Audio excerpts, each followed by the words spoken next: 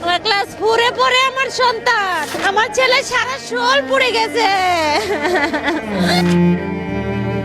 বাংলাদেশের রাজধানী ঢাকায় হৃদয় বিদারক মর্মান্তিক এক ঘটনা ঘটে গেছে। প্রশিক্ষণ নেয়াকালীন একটি যুদ্ধবিমান মাইলস্টোন স্কুলের উপরে বিধ্বস্ত হয় এবং এরপরই সেখানে ব্যাপক আকারে হতাহতের ঘটনা ঘটে।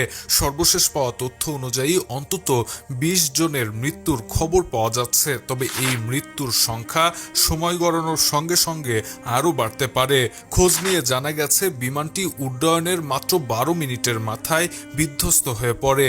এটি ছিল একটি প্রশিক্ষণ বিমান। এতে একজন পাইলট ছিলেন এবং তিনিও সর্বশেষ মৃত্যুবরণ করেছেন। সোমবার 21শে জুলাই দুপুর 1টার পর উত্তরার মাইলস্টোন স্কুল অ্যান্ড কলেজের একটি ভবনের ওপর বিমানটি বিধ্বস্ত হয়।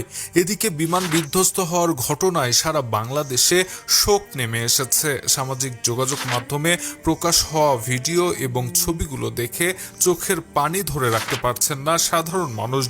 সাহায্য করা, এমনকি রক্ত দেওয়ার জন্য হাসপাতালগুলোতে রাজনৈতিক নেতাকর্মী সহ সাধারণ মানুষজন ভিড় জমিয়েছেন, যে যার মতন করে উদ্ধার কাজে অংশগ্রহণ করেছেন।